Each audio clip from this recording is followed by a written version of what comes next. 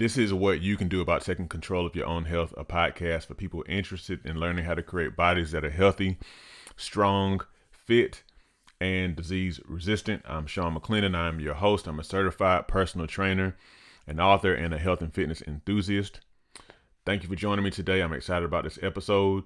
But before we get into it, today's featured book is my book titled What You Can Do About High Blood Pressure.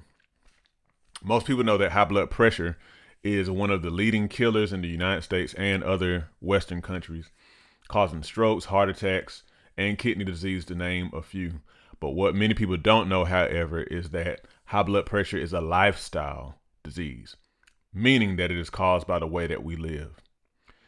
This book, What You Can Do About High Blood Pressure, and I do have a copy here handy right here. But this book will empower you with lifestyle changing strategies to lower your blood pressure naturally. The book includes in-depth information about what actually causes high blood pressure, natural ways you can lower your blood pressure without drugs, and a 4-week plan for implementing the blood pressure lowering strategies, these techniques, these habits into your personal lifestyle. So there are natural ways to control high blood pressure that you can start today.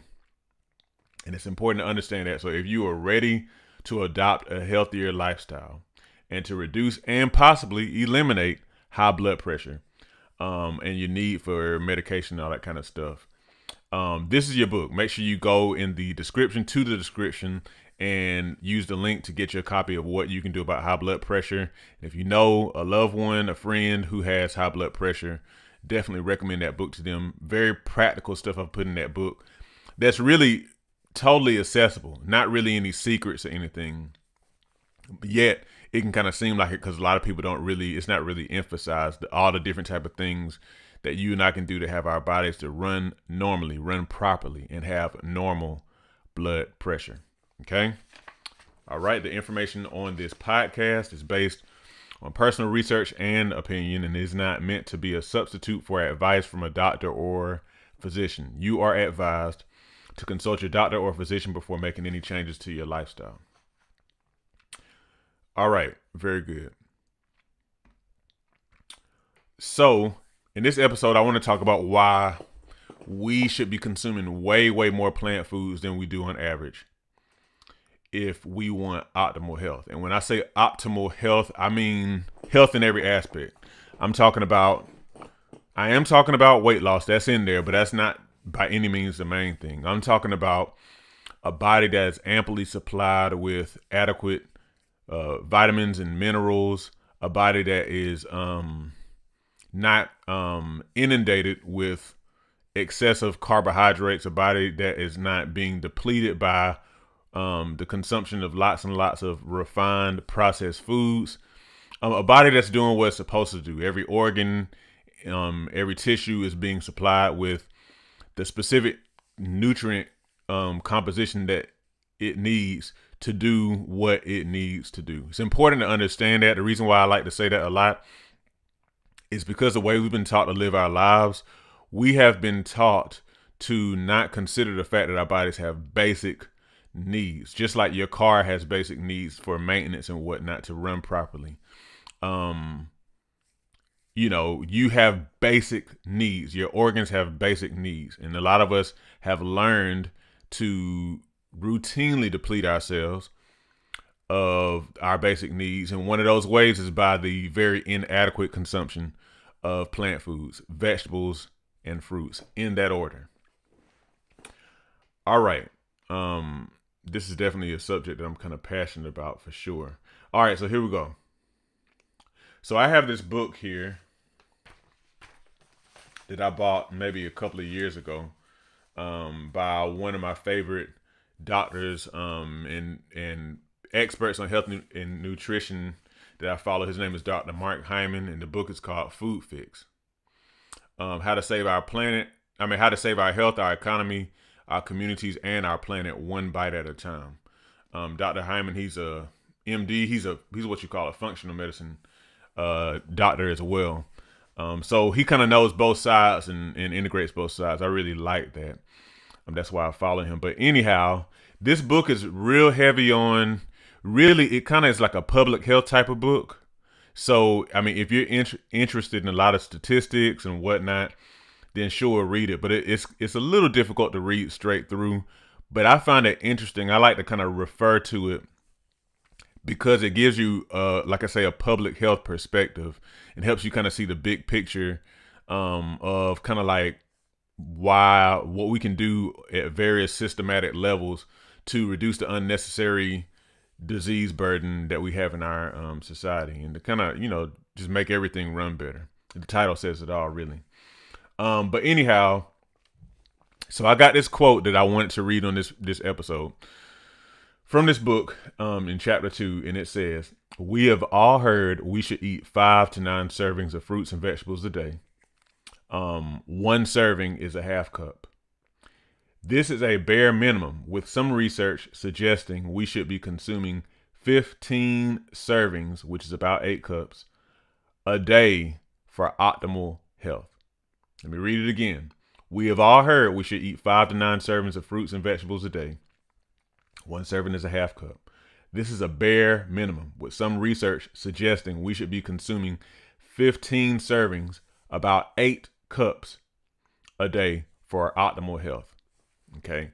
All right. So I have this my coffee mug here. This is 12 ounces. This is 12 ounces. So a cup is 8 ounces. So what's that? That's gonna be 4, 8, 12. That's gonna be 2/3 of this container here. So if that's a cup and a serving is a half cup, we're essentially recommended to eat 8, at least about 8. He's recommending we eat about 8 servings, about this size, of fruits and vegetables every single day. Let me read this other quote that I got that was in, I think, the same paragraph, and it said, from Food Fix, globally, about 78% of the world's population does not eat the minimum of 5 servings of fruits and vegetables a day. All right. So first of all, if you're, so I'm in my 30s, and if you're about my age, you for sure remember the food pyramid, was it the USDA created, that had the different kind of recommendations for like our daily food consumption for good health. And it recommended 4 to 5 servings of vegetables a day, and then 2 to 3 servings of fruits a day. So that's where they get their 5 to 9. They kind of combine those. But Dr. Hyman is saying in his book that rather than getting 5 to 9 servings of fruits and vegetables a day, we should be getting at least 15 servings again. So in other words, let's kind of like make this a little bit more practical. We're recommended by the government, at least back then, to consume 2.5 to 4.5 cups of fruits and vegetables a day. 2.5 to 4.5 cups. Again, about right here is roughly about 2 cups. So you figure about 2.5. 2.5 cups is almost like this of vegetables, a very bare minimum of 2.5 to 4.5 cups of fruits and vegetables a day. That's from the old 90s, the food pyramid from the 90s and the early 2000s. He is saying we should have about 8 cups of fruits and vegetables a day. Now, another thing I want you to remember from that food pyramid is what was at the very bottom of that food pyramid. And you consider a pyramid is smallest at the top and then is biggest at the bottom at the base. They had on the base of that food pyramid grains, stuff like pasta and bread, corn, rice. 6 to 11 servings a day. 6 to 11 servings a day. So what's that? That's going to be, if a serving is a half a cup, then 6 servings is going to be, let me see, 1 serving is a half cup. Yeah, so that's going to be 3 cups to approximately 5.5 cups of grains every single day. Now, that is, I think, hands down, one of the biggest reasons why we have such an obesity and overweight epidemic in the United States of America today, because of that recommendation. Now, don't get me wrong, there is nutritive value in grains, but here's why that's problematic. One, grains are not nearly as nutrient dense as other plant foods, fruits and vegetables. Okay, especially non-starchy fruits and vegetables. Grains aren't as nutrient dense. They have a lot of B vitamins. They have, various minerals and whatnot. But as far as like the vitamins and just the breadth of nutrients, breadth of vitamins and minerals found in non-starchy plant foods, it's not the same in grains. 2, grains are a very important source of carbohydrates, which carbohydrates are not bad. Don't get me wrong.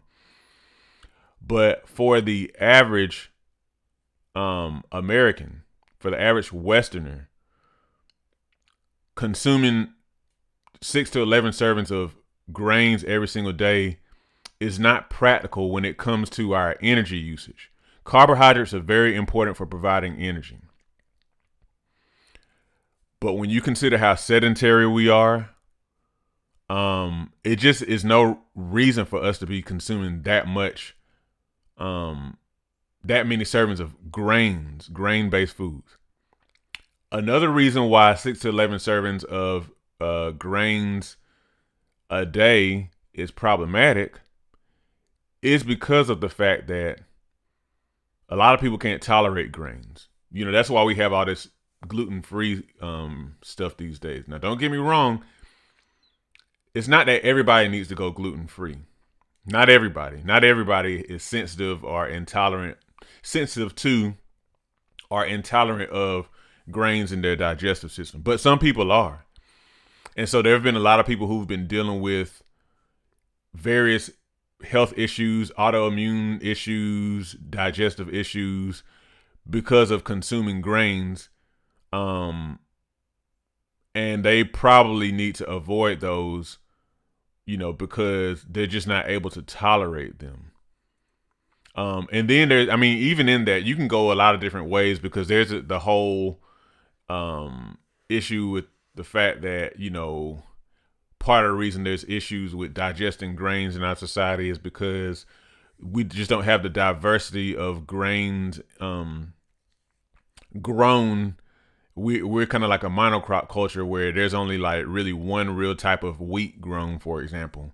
And just there's the overemphasis of corn in our society where, anything processed pretty much has corn in it, like in the form of corn syrup or something like that, or soy, anyway. But I digress. I'm about to go on a tangent. So there's a lot of issues with having that many grains in the standard American diet. Now, comparatively, fruits and vegetables, like I said, they're a lot more nutrient dense, meaning they have a lot more amount of calories per unit, and they have a lot more types of nutrient. A lot more, I didn't mean to say calories per unit. I meant to say a lot more nutrients per unit. And they also have a lot more types of nutrients on average than grains.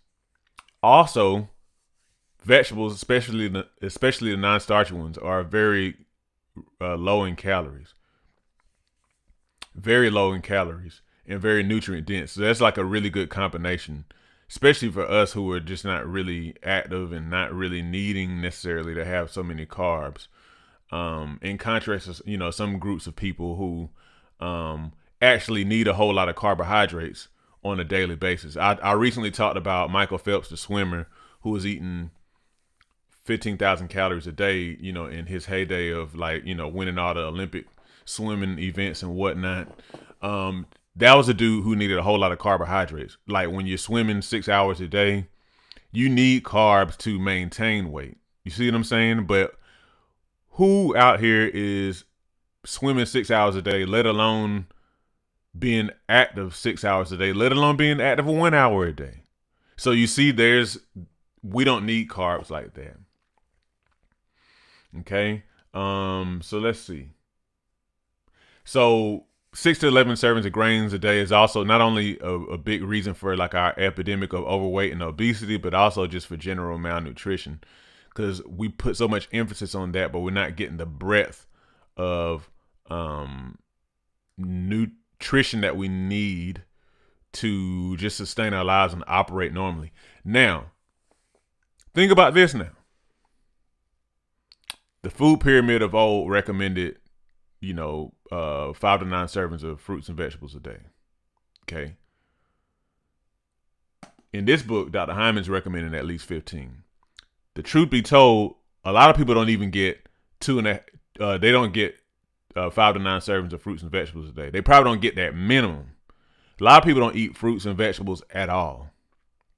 The closest they get to fruit is fruit juice or fruit punch that has 5% juice, which is not a good substitute. The closer they get to a vegetable is tomato sauce on a pizza. So just putting it in that perspective helps you to really see how bad we are doing as a society when it comes to fruit and vegetable consumption. Now, what are the reasons that he gives for like that type of high recommendation? Now, I listened to this podcast that he has called The Doctor's Pharmacy as well, so I kind of know a lot of his philosophy. And among the reasons that he gives for such a high recommendation of fruits and vegetables is, for one, the fact that our soils that we grow our fruits and vegetables in this country are depleted. So think about this. The soils that our fruits and vegetables are grown in, and this is on average, they are, fertilized. Something is grown before it's grown, and in the midst of it being grown, fertilizer is added to the soil. Okay, it's fine. And that fertilizer is usually NPK. That means it's nitrogen, potassium, and phosphorus. Those three main nutrients. Nitrogen, I think, is really responsible for helping plants to get good green leafy growth. Potassium is important for fruiting, and then in phosphorus, am I getting that right? I think phosphorus is important for development of flowers and something like that. I can't remember it all, but I garden as well, so I kind of know about some of that stuff. But you do know and understand that the nutrients contained in fruits and vegetables aren't just nitrogen, potassium, and phosphorus. However, generally, that's what's replenished in the soil with synthetic nutrients. That said, whatever it is that the plants need, which is not just potassium, nitrogen, and phosphorus, they pull from the soil, but it's not really being replaced unless organic material is put back in the soil, which usually is not. When I say organic material, I mean decaying plant material, and stuff like that. Manure, all that. So you have to consider that. So our soils are depleted. So the vegetables and fruits that we get from the grocery store, a lot of times they may look okay, but they may be deficient in nutrients. So that's very important to consider. That's another reason why we need more vegetables and fruits. In that order: vegetables first, then fruits. Our daily diet. Another reason for the 15 servings of fruits and vegetables a day is the nutrient density and low caloric content of vegetables and fruits. Very high in nutrients on average, very low in calories on average, especially when you're talking about non-starchy vegetables and fruits. Another reason for this recommendation is, again, I think just the general, because we've been on this grains, a whole lot of grains, bulk of our diet being grains, mindset. We've been of this mindset for so long because of government recommendations. We really don't realize how many nutrients we need for optimal health. I'm not just talking about for just get by health. I'm talking about optimal health. Okay. We don't realize how much of those nutrients that we need. And think about this. So I recently recorded a podcast talking about the Hadza people, which is a hunter-gatherer group that still hunts and gathers to this day in Tanzania in Africa. And they hunt and gather, which means they go and hunt for the meat that they consume, and they gather. They're always gathering plant foods and tubers and things like that. Undoubtedly, it's going to be those leafy plant foods that are the most available at all times. But they're eating a whole lot more bulk of that type of plant food throughout the day, I'm sure, than they are eating any other type of food because it's just more available. So think about that. But we, if you just kind of think about just the average American just not getting that bulk of leafy plant food on a daily basis, it's just not emphasized like that. Even if you think about, like school lunch or whatever, you're just not going to get a whole lot of green leafy plant food. And if you do get it, it's probably canned at best. So we just don't really understand. We really don't understand or realize how many nutrients we need for like good health, optimal health, because we've just been kind of taught out of that. And we also have developed habits over hundreds of years that have kind of pulled us away from fresh, non-starchy plant foods and more so toward, like I said, at best, canned, processed plant foods. Again, if any. Another reason for the recommendation is that cooking actually does destroy some level of nutrients found in plant foods. But on the flip side of that, it is also important to understand and recognize that cooking also does make some nutrients more available. Bioavailable is what it means, which is a reason for consuming raw plant food and cooked plant food. Okay. Now, I want to give an example of a person who I heard about many years ago, again, through the Dr. Hyman podcast. And I want to give her example to kind of show you the power of focusing on consuming way more plant foods than we've been recommended to consume. She's a doctor. Her name is Terry Wahls, Wahls, and I'll make sure I include the link to her website in the description of this podcast. But she's a professor of medicine at the University of Iowa. So in the year 2000, she was diagnosed with MS, multiple sclerosis, which is an autoimmune disease. Autoimmune means it's a disease where the immune system attacks the person's body, and it shows up in a lot of different ways. MS, multiple sclerosis, is one example of an autoimmune disease. You also have lupus, Hashimoto's disease, scleroderma, and it's various other ones. The one that what's his name had sarcoidosis.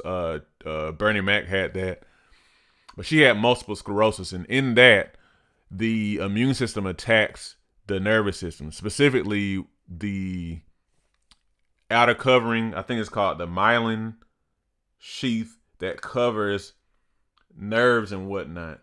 So it causes people to kind of lose nervous system function.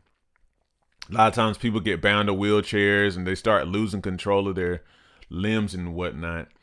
And it can be very debilitating, very painful, and all that type of stuff. And kind of affect mental function as well. So she was diagnosed with multiple sclerosis. I have to say it slowly because it's kind of hard sometimes to say it and not slur my speech. She was diagnosed in the year 2000.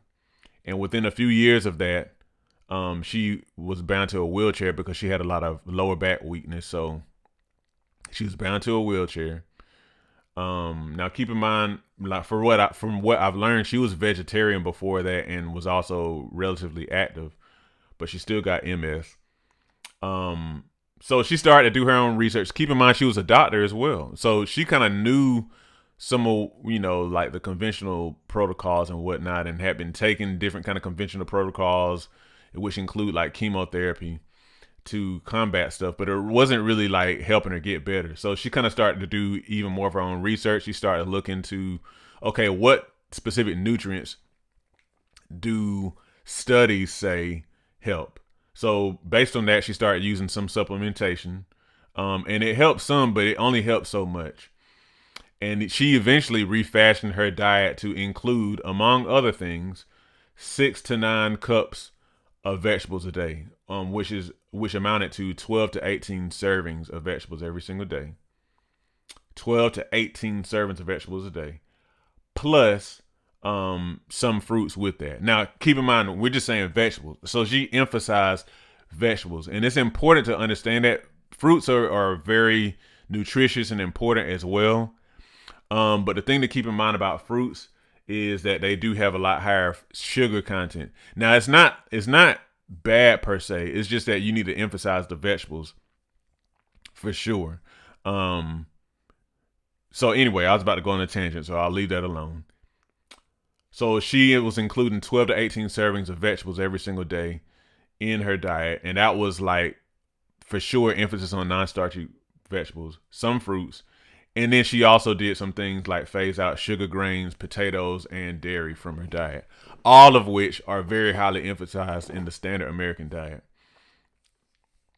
She was consuming no more than 2 servings of starches every week. So like, starches like beans and rice. Okay. And then it's also important to note that she added specific exercise protocols to her lifestyle. She added electric stimulation for her, to her muscles for to kind of help with her specific condition. So within a year, she was out of her wheelchair and she was doing like bike races. I think I saw, I don't remember totally because I didn't really read that part very much. It was like the type of bike races that'll be like, 10, 20 miles and stuff like that within a year. And I mean, to this day, she's very, very active. She's, speaking on this stuff, did a TED talk and all these different type of things she's doing now. She has what's called the WALS protocol, which kind of details like her diet and all that kind of stuff. That said, the reason why I tell you about her specific example is so you can understand the inherent power in consuming way more fruits and vegetables every day than what you're used to, than what you were recommended to when you were in elementary school, like from what we recall, like I said, especially if you're in your 30s or even now. The power in ramping up your plant food consumption very, very high. So I want to challenge you to do that. And of course, I'm not going to challenge you to do something that I'm not going to be doing to some degree myself. So to tell you what I am doing, I already consume a decent amount of plant foods a day. I eat about 2 meals a day, mainly lunch and dinner. And my goal has been in general to eat, a decent amount of servings of vegetables every day and fruits. But specifically for my lunch, because my dinner is typically the meal that I eat with my family. So that's going to have, I allow some grains there and, definitely, a little meat, decent amount of vegetables and whatnot. But lunch is going to be the meal that I use, which is typically on my own since I'm working. That's typically going to be the meal that I use to like really get in a whole lot of vegetables, non-starchy vegetables, like, a big salad, or I'm about to go up there and make myself like a stir fry, which is going to have, peppers and onions and carrots all sauteed lightly. It's going to have broccoli, because I think I have some broccoli up there that I can throw in there. It's going to have I'm going to throw some peanuts in there and a little bit of sauteed chicken. Then I'm going to throw in a little bit of chili sauce in there just to kind of put that up. No grains or anything like that. But that's going to be my meal. I'm going to make a lot of it. So my goal is to get, at least with that meal alone, at least about, like 5 servings of vegetables. Okay. Now, one thing I didn't talk about was whether they're cooked or not. Obviously, if you cook vegetables, you're gonna eat it's gonna be more than if you did raw vegetables. So because I eat mostly cooked vegetables, my goal is to get my um let me see. So she was doing 6 to 9 cups of vegetables a day, which is 12 to 18 servings. So my goal is to get at least, I'll say about 3 to 5 servings in lunch with lunch alone. And it's kind of easy to get full off of that stuff, but then at the same time, it still takes a lot more of that for me to get full.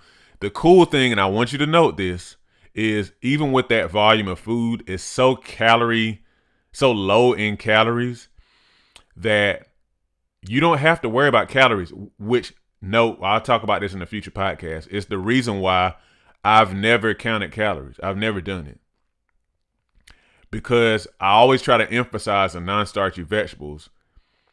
And that's just a easy way to just never have to count your calories, because they're so low in calories and in carbs as well, that you just don't have to worry about calories. You just don't. You don't have to count this and look at that and do points and all that kind of stuff. Nothing wrong with that if that's what you're doing to help you, but I'm just saying, okay? All right, so this has been one of my longer episodes, but I want to hear from you. Comment, let me know what you're going to do, because hopefully this has challenged you to consider eating way more fruits and vegetables than you do.